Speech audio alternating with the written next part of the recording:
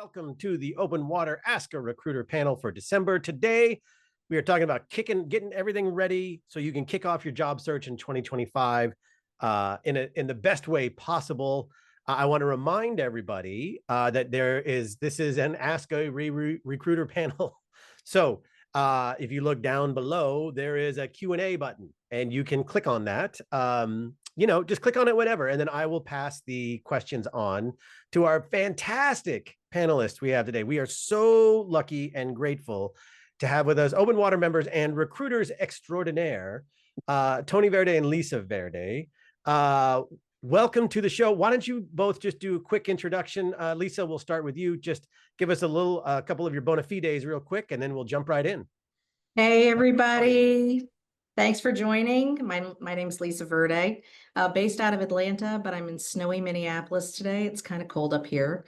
I'm excited to be here today because I've got a lot of experience in recruiting. Tony and I have actually been in the field for 25, 30 years, and we actually have a different perspective because my expertise is internal recruiting. I am the global vice president of talent acquisition for a large data services company, and I run recruiting across the globe. We hire 200 to 300 people every year, and so I've got a lot of practical experience to bring on job search and what it looks like from a recruiter's and internal recruiter's perspective when we're looking for talent. So I'm glad to be here today.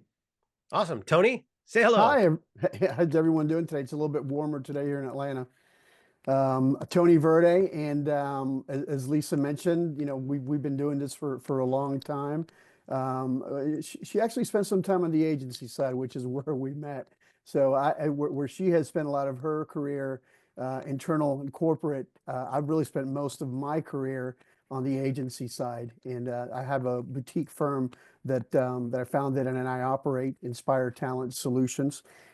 Focused on technology, leadership, and foundational roles for early stage to growth companies. But I spent a lot of time speaking to contemporaries that are in their job search. So this is it's a conversation that I have frequently. And so I've been able to gather a lot of data from those conversations about what's working, what's not working for midlife professionals who are in their job search.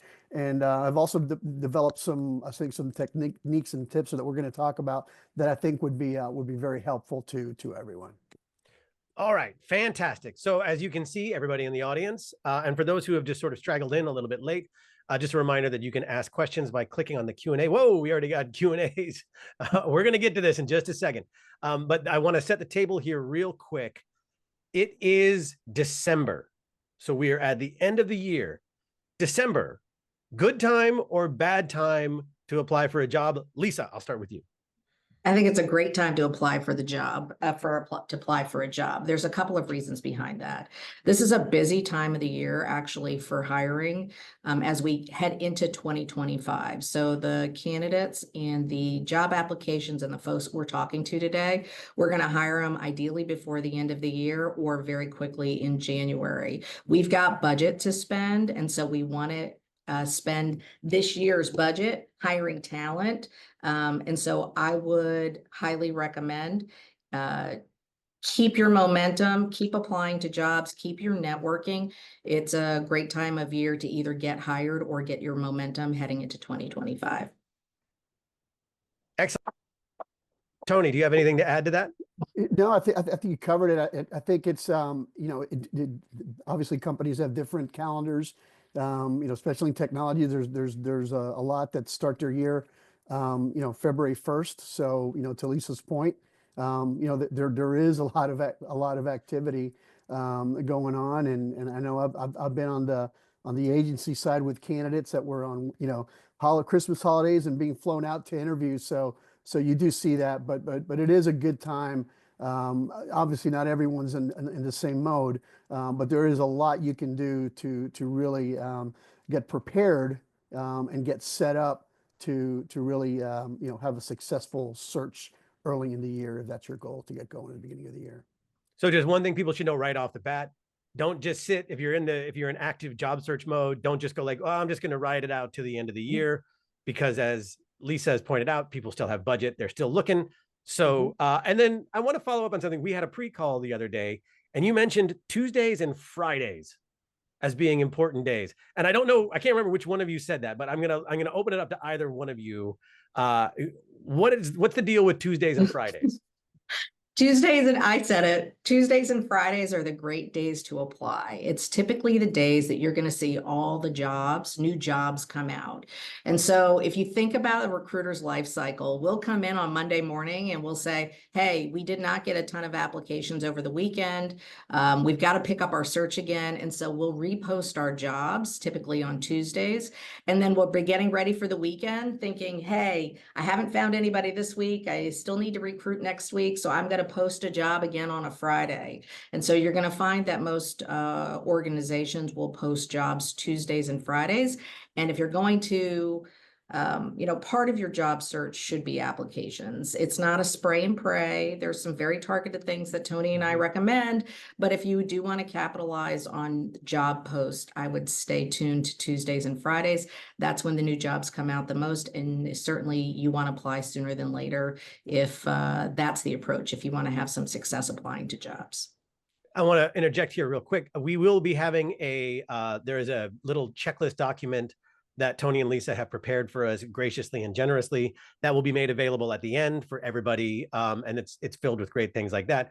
But I want to follow up real quick, Lisa, on that, because the other thing, and we've heard this from other people, other recruiters, the importance of being early. Because if you go on LinkedIn right now, you can look at a job posting and it'll be like posted 3 hours ago, 100 applicants applied. You're like, wow, wait, hold on a second. That's not. Yeah. So just the important, can you just talk a little bit about the importance of being early and why you should be attenuated to Tuesdays and Fridays? Yeah, and that's the why, right? Is if you're there is a strategy here, right? And when you're applying to a job, you want to come in early. And so you want to try to get there when the job gets posted. And so if you're on LinkedIn, you want to be attuned to maybe some companies that you've targeted. So maybe you're looking specifically for a particular company in a particular industry. And so you should be maybe building your target list. And if that company happens to be posting jobs or Tuesdays and Fridays, you want to try to get in there sooner than later. And by the way, companies post all days of the week. We just tend to see a surge on Tuesdays and Fridays. It's not just all about job applications, Chris. It's really about having a plan together that leverages a complete job search. Applications is just one piece of that. And so, we can talk about optimizing your LinkedIn profile, optimizing your resume, some of the keys to success in applying to a job. But I think Tony and I would both tell you that a lot of this is about leveraging your network and becoming an employee referral. I have a statistic here just about our hiring that I thought would be valuable to share. And this has been very consistent over the last 2 to 3 years. So 40% of our hires typically come in from applications. We are leveraging applications and folks who apply to our jobs, but 30% of the time it's an employee referral. So somebody's coming into our attention as a recruiting team. I have 14 recruiters across the globe coming in as employee referral. And I think that's a really important part of job search. But sometimes this is also interesting. Sometimes we get so overwhelmed with job applications because you're right. You might get 100 your first day, but if you keep that job posted for a couple of days, sometimes it's 300, 500 candidates. So sometimes when we get so overwhelmed with the job applications, we come find you. We go out and source you because we're completely overwhelmed with those job applications. And so 30% of the time here we'll come find you. So again, it's a good mix. 40% are applications of the folks that we hire, 30% of our employee referrals, and 30% of the time we're coming to find you. I think what's interesting with that is when you look at candidates that are OpenWater members, that are midlife professionals who are either in leadership or are looking for VP related director type roles. Where you spend your time is critical, because based on my experience, based on my conversations, most of the contemporaries I speak with are finding their next position through activating their current network, their current relationships. Or to Lisa's point, if they're going to apply to a position, as they apply, they're also going to do their research and try to connect the dots to see, hey, who do I know at this company that could walk my application to the manager potentially, or can make an introduction to the hiring group. So really focusing on that capital that you've built throughout your entire career, which is your network. That's one way of doing that. But what I find is focusing more time on those types of activities as opposed to just blindly applying to jobs are going to bear a lot more fruit when it comes to job searching, if that makes sense. I want to follow up on that real quick with you, Tony, right? We've heard the same thing from other members like John Tarnoff, who does the Mid-Career Lab, right? Which is the idea of you should be activating your network and getting them to sell you on your behalf, right? And what I want to refer to is the checklist we'll be sending out to people at the end, which you have a way of like ranking, determining who's a good contact. And I'm wondering if you could just sort of talk about that for a second. Yeah, sure. And this is something that I've learned over the years from some great leaders and mentors, and something that we've been able to tweak. And it could be applied, whether you're in sales and you're starting a new territory, but it really lends itself nicely to a job search. And that's really, at this point, in our careers, activating your network is the best way to find a job. You're leveraging your trusted relationships, right? These are folks that believe in you, that like you, that want to help you, right? I mean, because they really want to help you. And it's capital that you've built up, right? So you have these relationships. And so one way of approaching it is kind of approaching it not necessarily of a, hey, let's go out to lunch. Let me tell you what I'm looking for, how you can help me. Approach it more from a net weaving perspective. It's like, hey, how can I help you? Let's talk about, I want to give you some updates on where I am, but really I want to understand kind of what you're working on, what initiatives you're involved with, and how I can help you, what connections I can help you make, introductions. And there is a systematic approach of doing this. And, we used to call it just a relationship spreadsheet, and it's really easy. I mean, you're basically going through, maybe come up with a list of 10 to 15 names, start small. And so these are folks that could be in your professional network. They can be in your personal network. It could be a church. It could be kids, parents at a ball game. Whatever the relation is. These are folks that you've obviously built some trust with over the years, and you're going to rank them in two categories. The first category is going to be their willingness to help you. So I always say, if they answer my call on ring 1, I'm going to rank them a 3. Right, they're obviously they're a close relationship, and then the second category is how able are they to help you? I mean, are they connected? Are they aligned with kind of your zone of expertise? And so you're going to rank those 1 to 3. Like my mom is a great example. My mom is a 3 on willingness. She's going to pick up that phone, but she's probably a 0. So she's going to be put on that list. But it gives you an idea, and so you start with those higher ranked. And start scheduling some meetings, preferably something in real life where you're getting together for coffee or lunch or a beer, just to catch up. And you will be very intentional with these meetings. And really there's 3 things you want to do. Obviously you want to give first, ask about what initiatives they're working on, can they make any introductions that would help them? And then share your story with them. Be very intentional about what your objective is and what it is that you're trying to, or the types of opportunities or roles that you're thinking about pursuing, and ask them for their, what ideas do you have? What do you think? Do you think this is, anything you'd like to add, or is there something that I'm missing here? And more importantly, and this is key, who do they know? Who do they know that they can make an introduction to that can potentially help you achieve that objective of at least getting in front of someone who's looking for somebody with your talents? The chances are that person you're meeting with right then and there is not going to be the one that's going to have something for you, but they're going to know someone and they're going to be able to make that connection. And I think what you find is, as you start having these meetings, you start adding to that list. So you're activating your existing network, but then you're also expanding that network with new relationships, but that are being introduced to you by your trusted network, and they're going to be part of your kind of that zone of expertise that you're involved with, your industry.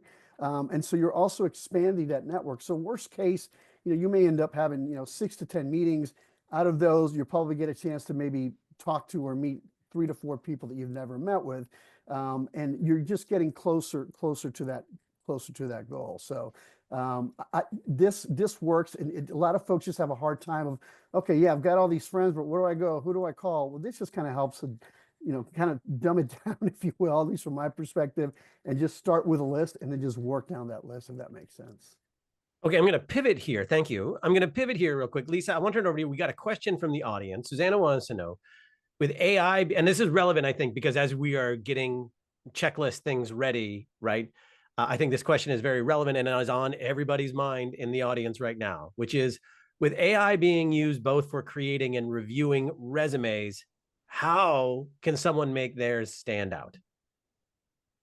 Yeah, that's a really great question. And certainly we're seeing the impact that AI is having, not only on our ability, recruiting search technology, but resumes, cover letters, thank you notes. There's a lot of tools and technology out there. I actually put together a small list, and we'll have that on the one-sheeter, but there's resume optimization software out there. There's and I haven't used all of these, so this is something that you just want to explore. ChatGPT is actually my favorite system. And so if you're not familiar with ChatGPT, you can go online, you can create an account, it's free. They also have a pay for license if you're going to use it for more creative things or more extensively. I think it's $20 a month. That's a subscription service. And so I use ChatGPT for everything, whether it's trying to communicate better, optimize a resume, write better job descriptions. We're certainly leveraging AI technology internally, but for you as a candidate or as an individual, I would certainly look at products like GeekFlare or JobScan or Resi to optimize your resume. The key with job search, outside the employee referral network that Tony just talked about, which is your networking and activating your network, really important. Finding your way to folks internally in organizations who can help you be an employee referral. But outside that, you want to really look at some of this AI technology to help you optimize your resume to the job. The closer, and this is a good tip, 5 to 7 seconds is all we have to look at a resume. So as a recruiter, think about all the activity and think about all the resumes that we have to go through. You've got to catch our attention in 5 to 7 seconds. So really paying attention to highlighting the key roles, responsibilities, buzzwords, keywords that are part of that job description, and aligning your resume. That's where AI technology can help the best. Also, cover letter assistance. There's multiple schools of thought here on cover letters. I may read a cover letter, but most likely I'm going to your resume first. If I like your resume, I may go to your cover letter. And so it's just something that you may want to put a little bit of effort into is using AI to write a cover letter that's very tuned to the job description, the company, or the industry, okay? And so using AI to help customize and optimize to a job description is important, and there's definitely some technology out there. If you don't know where to start, you could literally just go into ChatGPT and say, hey, what are the best tools out there for me to optimize a resume? It'll give you a small list. And so that's a good place to start. But we do have a couple of tools that we would direct you to in the one-sheeter. I want to follow up quickly because we've talked with other recruiters in the past, and the cover letter is kind of an interesting thing. It's almost like, if you watch the cooking shows, they say never make 2 meals when you're asked for one, because you could get judged on the second meal and throw everything off. And so like the cover letter could be where your resume could be amazing, but then you goof something up on the cover letter and suddenly you're like, oh, out. But what I'm curious about is, I think getting to the initial question, which is if everybody is using AI and everybody is plugging in the same words, is there anything else that can be done to sort of stand out? Or are we just at this sort of detente where the applicant tracking system is just scanning for buzzwords, and then you're getting 5 seconds, so you're looking for buzzwords, and then it's like this arms race with a zero, you know what I mean? Like suddenly it's, like in the movie War Games, they're, the only way to play, you can't I win. think that's a great point. And I would, and I would say, using some of these tools, just because I read a lot of these resumes and a lot of these cover letters, tread cautiously, right? It's, if you're going to write a cover letter, write it yourself. That's probably the best advice I would get. I have seen some horrible cover letters lately from, from candidates that really didn't go back and read that cover letter again as they were maybe applying to a position that I was recruiting on. And so just be careful with that. The idea of automation in recruiting, specifically sourcing, that's been around for years, right? So, that automation has been there where, the ATSs are going through and they're trying to pull the right, the right buzzwords. I think as a general rule, and at least I know, you're passionate about this, is it's okay to have multiple resumes. It's okay to, and again, at this level, you're going to be targeted. Hopefully you're not spraying and praying, right? But it's okay to modify that resume to accentuate those experiences that are going to be valuable for that particular role. And again, at this level, it's less about, hey, have you used this tool or that tool, for example. It's more about your experience, your accomplishments, what you've been able to, the impact that you've been able to make within that industry, and make sure that you're using the appropriate terms there. Is it replacing some of the sourcing that's going on? Yeah, it could be, maybe for some, for some industrial type or clerical type roles. But at the end of the day, you still need that professional recruiter there, somebody to kind of put eyes on it and make that decision. So just remember that. And it's easy, for at least for me, to kind of look through a resume and a cover letter and say, oh my gosh, this was all created by ChatGPT. So that's when you talk to the candidate. Yeah, okay. That's really good. And before I forget, I just want to, Tony, follow up with you real quick, right? We got really great insight from Lisa, who is an internal recruiter, right? So she's giving us a very good, I highly recommend people take advantage of this opportunity to ask questions. Please submit questions, clicking the Q&A button. We have one here in the queue that I'll get to in just a second. But Tony, I would imagine a lot of people want to have you in their corner because you're an external recruiter, right? And to me, that seems like, hey, I've got someone out there pounding the pavement on my behalf, who's looking out on my behalf.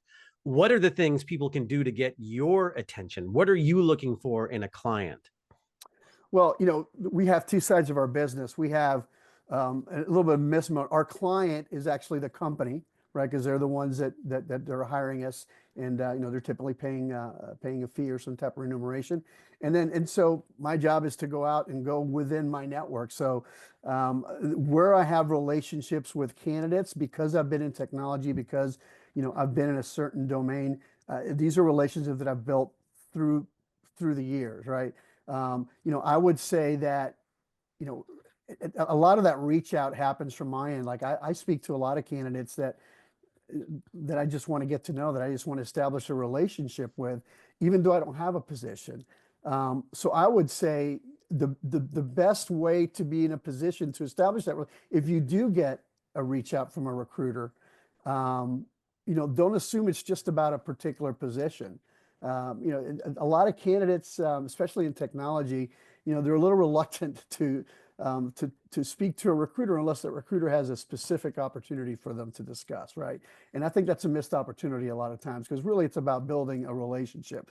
In terms of how they can get in front of a recruiter where maybe they don't have a relationship, is to seek out, who are the, speak to your, obviously you've probably been in a hiring position in the past, right? Who were some of those search firms that you worked with, right, at our level? You've probably made some hires.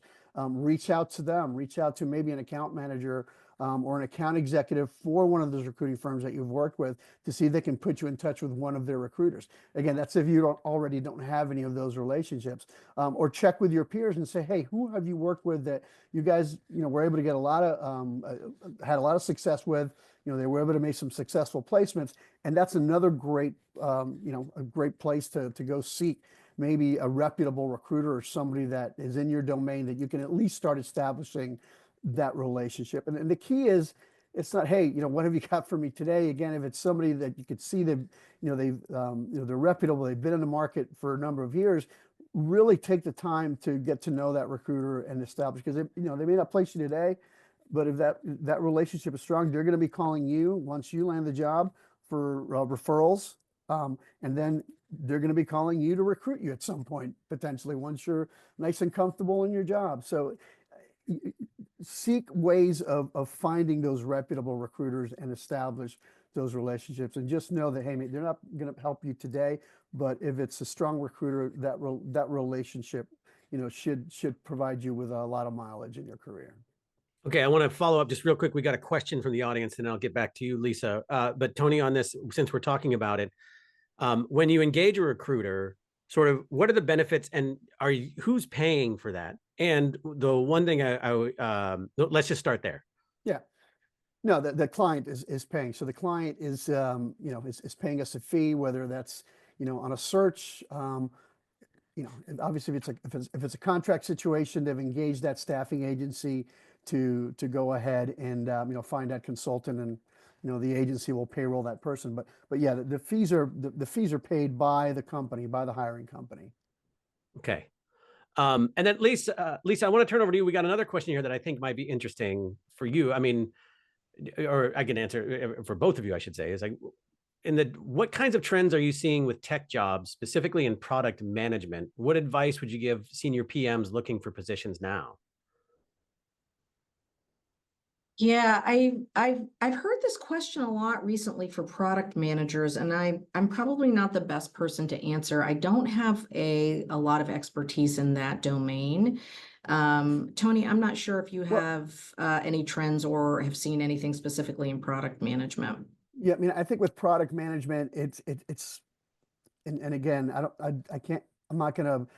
don't have any empirical knowledge here, but just based on my gut feel from the market, as we gotten away from kind of growth related activities with companies due to the economy, there haven't been a lot of new product releases and product development, maybe not as much in a more hyper growth economy, right? So I think, one of the variables could just be the economy. Is just the need, right? Maybe the reduced investment in R&D in some cases, and so that's probably the best indicator as to why. I don't think the position is going away at all. I don't think product management, especially modern product management, in the world of agile development and so forth. It's certainly not going away. It's just a reflection of the market.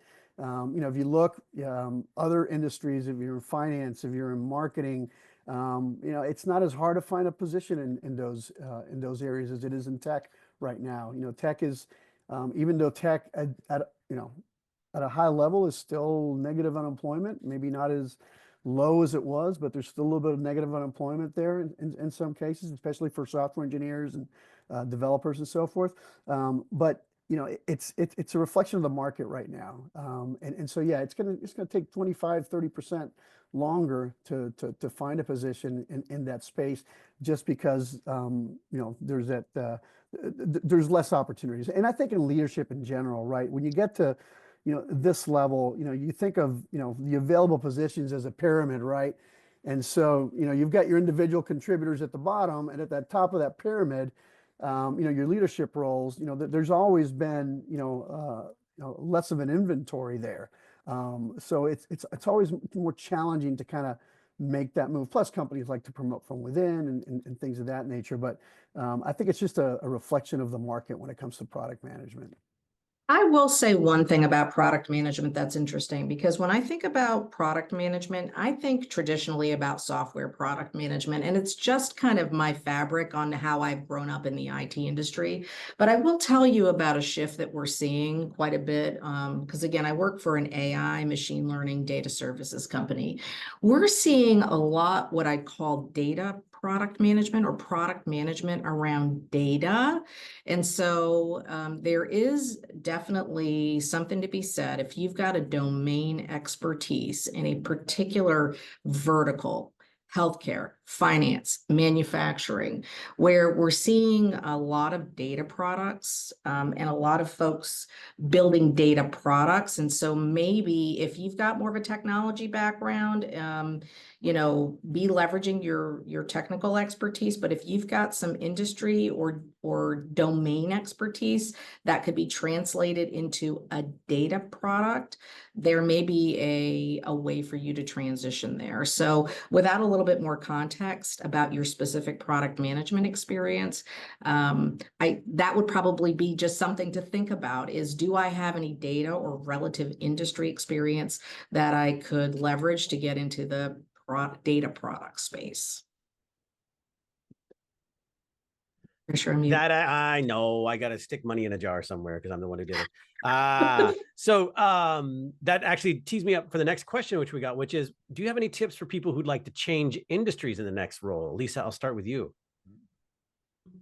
Yeah, that's a great, the way that you've got to transition is you've got to be able to leverage something that helps you with that transition, right? So it could be a role, it could be data. Changing industries is a challenge in any market, but if you're leveraging your network, that would be a great thing to think about, or any of those cross-functional skills that could help you go from one industry to another. Okay. Yeah, Tony. Yeah, it becomes obviously, it's a competitive situation, right? Because, the hiring manager is looking at somebody who maybe doesn't have experience in that industry versus someone that does. And so there's a lot of, so I think being flexible and where are you willing to compromise, right? I think that's the biggest question that you need to answer. So are you willing to take, less pay, right, to get an opportunity to get your foot in the door? I know this sounds ridiculous, right? Are you willing to do, 30-day free internship, right, to kind of prove a working interview almost, right? And I know that's, that's a little bit out there, but I've seen that work, and if it, at the very least, it's a way to get someone to get a hiring manager's attention, or get somebody who attention to say, hey, this person's willing to come in here with this level of experience. Yeah, it's a different industry, but they're willing to come in here maybe and be very flexible so they can gain that experience. Obviously, the best way to do that, where I've seen this, is if you work with a large enough company, right, that's dealing with multiple verticals, multiple functions.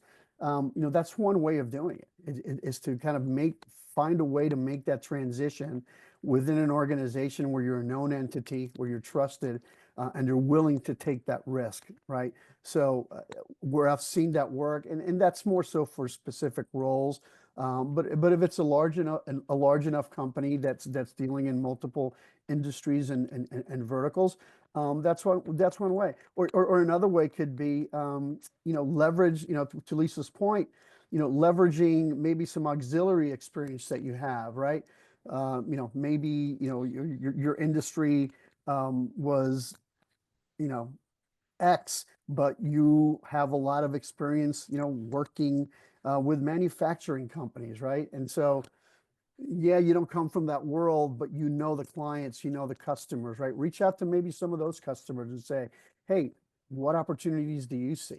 How can I make that move? So again, it goes back to those relationships that hopefully we've all built. We have that capital, that's a big part of it. But also be willing to be flexible, especially if you're passionate about making that move, and that's a good long-term strategy for you. Excellent. These are all really good questions. Thank you, everybody who is submitting them. Keep submitting them. We got another one here that I want to ask because I think it'll tee up our next part of our conversation, right? Well, it's a nice bridge. So we've got a question. Someone's retained the services of a resume writer and LinkedIn profile enhancer, and they've had really satisfactory results. And I'm wondering if you all have any thoughts on those versus AI tools that are available right now. Yeah, there are great people out there who can certainly help with resume writing and LinkedIn services. And so if you've got somebody, I wouldn't over necessarily invest in that. Be careful. You want to, a lot of these services are value add and they can be for free, but you can certainly use AI to update your LinkedIn profile and your resume. And so, that might be your first route. But also, it's okay to also go to a friend or a colleague or Tony or myself and just say, hey, what do you think about my profile or my resume? I do believe that it's worth your while to invest in your LinkedIn profile. And there's a couple of different areas in your LinkedIn profile that are worth investing. There's just a couple of like my top favorites. One is an open to work banner. And I think we included a couple of links. It's a very simple little banner that shows up on your LinkedIn profile. It goes around your name and it says open to work. And so as recruiters are, in LinkedIn and looking for talent, we use that LinkedIn filter called open to work to come find you. And so that's definitely a quick hit, on top of your profile. And by the way, real quick on that, Lisa, Yeah. there's two ways for you to display. And you could display to the world that you're open to work, which there's no shame in that, or you can not show that open to work banner to Gen Pop or the general LinkedIn population, but only recruiters would know. So there's two settings there. So either, hey, broadcast it to the world, or hey, you know what? I don't necessarily want everybody to know, but I want recruiters to find me. Go ahead. And by the way, if you're working for a company today, they can't see that light no matter what. And so it's a really nice way to let people know that you're looking. There's also a heading in your profile that we call the banner that can be used for positioning. And so if you're really promoting yourself and that you are looking for a job, you could simply use, your banner to say, talented X looking for position in X within this industry. And so you can keep it simple. Sorry to interrupt, but this is the one that's right below your picture, right? I just want to make sure that as people are editing, they're going to the right place. It's like that background behind your avatar, your headshot. It's up at the top. It's a profile setting. Yeah. And so while it comes up right next to your name. So as I'm looking, it's one of the first things that I see if I'm coming out to see you. The other thing that I like, first of all, I think it's important to have your experience. You don't have, you should have your experience with your dates and then some bullets about your accomplishments. But another part of real estate that I like to look at in LinkedIn is your summary, like your professional summary, which is underneath your profile. It's underneath your picture. It's right above your experience, and it's an area where you can position yourself. So, if you want to promote your brand, if you want to promote your experience, if you want to promote, ideally what you're looking for and what you want to leverage to Your headline, right? Yeah, well, the headline is the profile, right? The headline basically says, hey, it's a 1 or 2 sentences for positioning yourself, right? That's the first thing I see. It's above the fold. If I go down a little bit further, there's an about section, right? And that is where you can position your brand, your experience, if you're wanting to make a transition into another industry, what skills you want to leverage, what domain you're in. And so it's a fun place for you to position yourself. And so those are the top 3 things that I would recommend. And those are easy. You don't need somebody to really write your brand around or your LinkedIn profile in those 3 areas. It's putting on a switch, letting people know that you're open to a job, and then just using a headline and your about summary and investing some time there so I can come find you. And then I would also say this, you know, there is a lot of competition out there. So finding your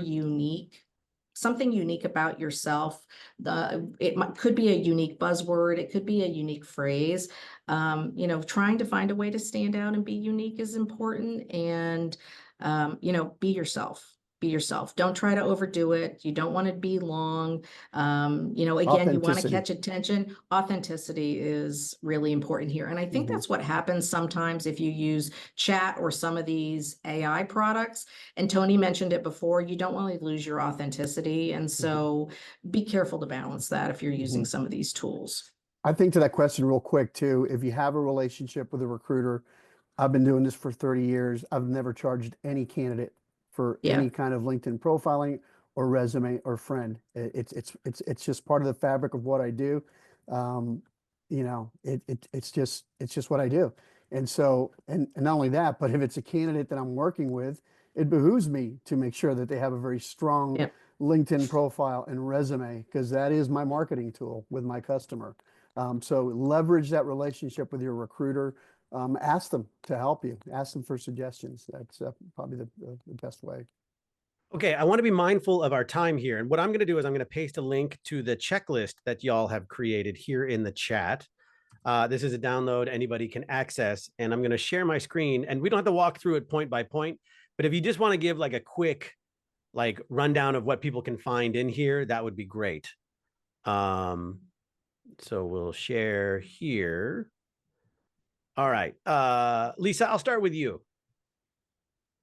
Yeah, you know, Tony and I just thought about what was the key takeaways here. And, you know, you want to be proactive, you want to be targeted, and you want to be flexible in a job search. And I feel like one of the key things that you can do there is really identify the target companies that you're interested in, net weave or activate your network to find folks that can help you with the job search and or help you become an employee referral, right? There's a speed of trust when you can find people inside a company who know your work and can help you be one of a few versus one of a many. And then really tailor your resume to, if you are applying blind, be sure to tailor your resume to the job description. That's really important. And that's the best way to catch somebody's attention. And you know, the other thing that does is it gets you prepared for the interview. Because if you do land an interview, you want to make sure that you understand the job description so you can practice why are you a fit and what is the story that you want to tell that not only gets you that interview, but also helps you be successful interviewing for the position. There's a whole other session we can do, by the way, on prep. Yeah. Yeah. Okay, so I'm just showing this right now. There's your net weaving, right? And this is a really great tool for people. I encourage you, you can download it. I've made it available in the chat. I'll put it in the video when we repackage this video. And I think we've got an add-on as well, with some links I think that Lisa had put together that didn't make it to that 2-sheeter. We'll make sure everybody watching gets it. We want to, you know, really thank you both for doing that. That's really, really great. All right. So, you know, we've talked a lot about a lot of different things here. We've talked about sort of the importance of being early if you're applying for a job blind. We've talked about the importance of sort of identifying your network and ranking them with willingness versus ability. So out is mom, in is, you know, anybody you know who's a Pablo. VP. Yeah, exactly.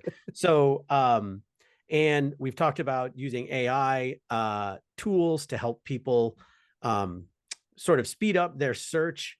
Are there AI tools that can help people just find openings? Like we've talked about AI tools that help with you know, doing the resume or a cover letter, but I don't know if there's anything that can sort of do mass scans and, you know, like for the alerts for jobs as they come open at different companies. Yeah, I mean, that's exists already, whether that's through LinkedIn or Indeed or even Google itself. You could set up an alert on your on Google, and they have a whole job section that probably a lot of folks don't know about. I've tried just because of the update limitations with ChatGPT. You're not going to get the latest and greatest. But what I would say is, and this is an extra, I've been playing around with this a little bit, is look, if you once you know what you're looking for, ideally what is that career model looks like, right? That's important, first of all. Understand what it is that you're looking for, what you want to do, the type of company, et cetera. Feeding that information to ChatGPT and saying, hey, who are the companies that hire this type of talent in this area, or if you don't care, in the country. So that's one way to get access of maybe a targeted list of companies that are looking or are leveraging your talents. But yeah, I'm not sure that, I'm sure there is, but I haven't come across anything on ChatGPT that'll serve you back updated opportunities to apply to. LinkedIn is making some incredible strides with their AI technology. And so you have an ability on LinkedIn, once you create your profile, to create skills. And what LinkedIn will do is based on your skills profile, and it will match you to jobs. It will match you automatically to jobs. And so you want to pay attention to that. And that technology evolves every day. So anything we counsel you on today will be different tomorrow.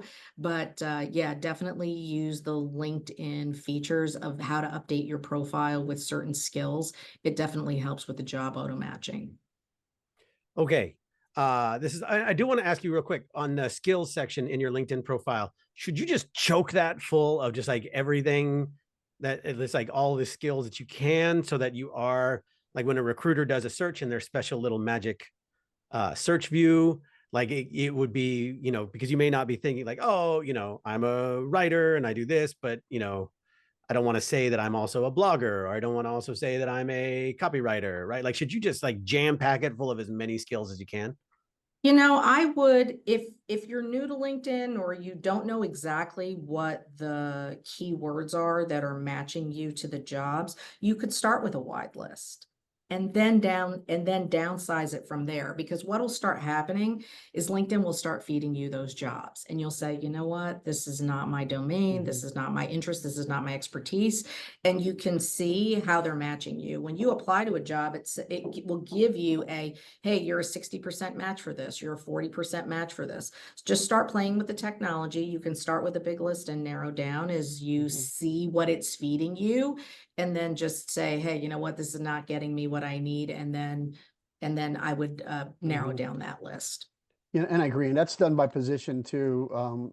If I recall on LinkedIn, and now it asks you for each role, you know, which skills did you use in this position? And so, yeah, I mean, it's again, if there's something, you know, you don't want to do ever again, then don't put that on your, Well, LinkedIn profile. we got a question from someone saying, do you have any tips on optimizing the LinkedIn job search? I know we've talked about this just a little bit here, because they put in correct filters, but keep getting jobs that are not function or seniority. Yeah, I think that could be part of your filtering, right? And make sure that your profile set up. You could set up your filter on your level of seniority, and then on some of those keywords. You know, I like to use search alerts on Indeed as well. So search alert just being a, hey, I'm going to do a search, I'm going to save it. And then what happens with the alerts is they come to you. So the jobs come to you, and you can turn off those alerts. You can customize those search. You can update those search those alerts. And so that's a good way for stuff to come to you. But if you're going outbound, I think it's important that you watch what's happening, right? And so be careful on customizing and making sure that you're tuning your profile, because it will certainly help you get it'll help you get to the better opportunities faster.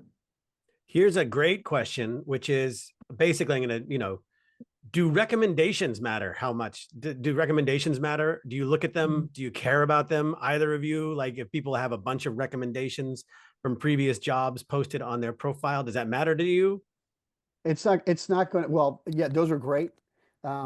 I mean, I'm going to be focused on the experience, and yeah, the recommendations are nice. You know, they're kind of added, you know, added ammunition, if you will, for me to try to, you know, promote a candidate or sell a candidate, and we could say, hey, look, check out what his peers and his managers are saying about him.